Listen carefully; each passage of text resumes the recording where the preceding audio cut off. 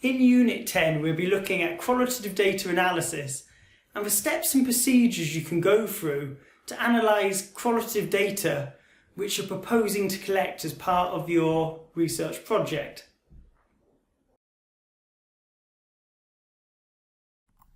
The session objectives are to be aware of some of the different types of qualitative data analysis and to understand the stages in the process of thematic analysis. Qualitative data analysis involves looking for and finding meaning within qualitative data. It requires an element of interpretation to try and interpret what the respondent was trying to demonstrate and mean through the qualitative actions and words they used. It is similar to the process of undertaking a jigsaw puzzle, whereby you place all the jigsaw puzzle pieces onto a table, and then when you are building the jigsaw puzzle, you have to interpret where the pieces fit together in order to produce the overall picture of the jigsaw puzzle. So, a definition as to what is qualitative data analysis. It's the process of bringing order to the empirical data, organising it into patterns, local categories and descriptive units. It involves consideration of words, non-verbal communication, tone, context, frequency, extensiveness and intensity. There are numerous types of qualitative data analysis.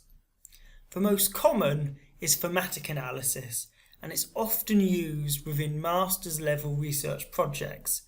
It involves looking at the data to try and identify themes which emerge across different respondents. We'll discuss the stages of thematic analysis in a little more detail shortly.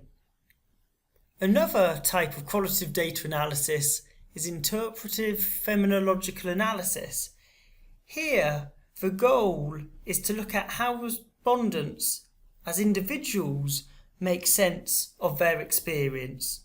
So it focuses on individual accounts rather than recognising recurring themes across numerous respondents. Another type of qualitative data analysis is content analysis.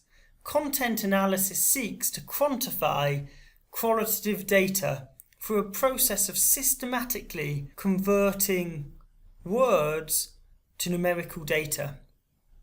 This is often done by looking at positive or negative words and trying to convert how many times positive or negative words have been used in possibly the media and newspapers or within interviews or focus groups about a particular phenomenon. So do people use words which are negative or positive when talking about a particular event or phenomenon?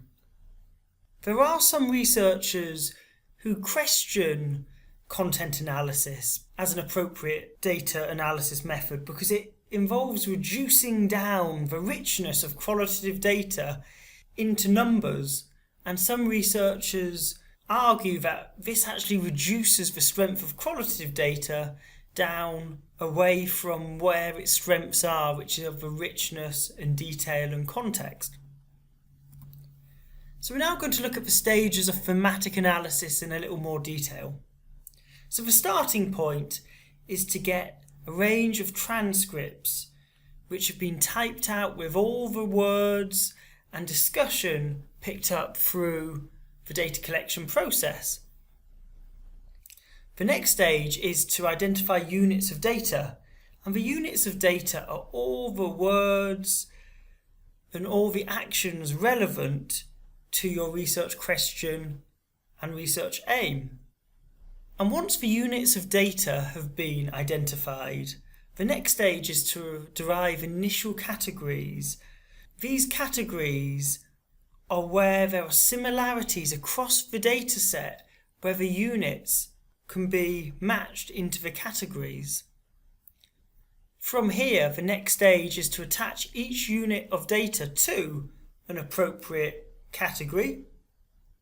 And then once the categories are reasonably stable, this is your thematic framework, and you can apply all of the units of data to this framework, to the categories, to demonstrate where the emergent themes and categories are that the units of data can be attached to. So the stage of identifying units of data. This stage allows the researcher to clean the raw data to establish the pieces of evidence which are relevant. So often within transcripts there will be lots of initial discussion and welcome from interviews or focus groups which isn't directly relevant to answering the research questions, building up the ambience and the comfort of the respondents. So this stage allows the researcher to go through and either highlight if they're using hard copies, or highlight and move to a separate document if they are doing the process electronically, bits of data which are relevant to answering the research questions. Now, it is important at this stage not to ignore data which is assumed to be irrelevant, because often when starting this process, people might already have an idea of what they think is important and what data is going to be relevant. And we need to make sure we're reflective whilst doing this. Otherwise, we could ignore big chunks of data which are very relevant, but we don't realise are relevant at the time. So we constantly need to reflect back whilst doing this process to ensure we're not ignoring anything which we assume to be irrelevant, which actually is very important for our research. The next step is deriving categories or categorization. Categorization is the process of classifying or labeling units of data and highlighting where these units of data are similar and are highlighting similar themes or concepts. The essence of categorization is identifying a chunk or unit of data as belonging to, representing, or being an example of some more general phenomenon. This analysis is often done by finding keywords, phrases, or sentences, often through line-by-line analysis of the units of data. The categorization process can be done either deductively or inductively, depending on how you have built your argument within your research. So deductive categorization involves locating and collating passages that represent already decided themes, ideas or theories. This is normally based on an existing framework derived from the literature. So if, for example, we were looking at entrepreneurial characteristics that our sample of entrepreneurs used, we might have already identified risk, proactiveness, and self-efficacy as being key entrepreneurial characteristics. And then every time a unit of data was linked to risk, proactiveness, or self-efficacy, we would put that unit of data into the corresponding category. Now, if we are undertaking a process of inductive categorization, we do not start off with this framework and categories which we're looking for in the data, and therefore the goal is to try and identify emerging categories and themes from the data. So this process can be a bit harder because we have to highlight all the units of data first and then look to see where there are similar units of data that are trying to highlight and elaborate similar themes and categories, and then we put them together to form this inductive categorization process. Once categories have been formed and all the units of data have been attached, the final stage is recognizing relationships between the categories and considering whether there are subcategories within our categories. So the following can be reviewed.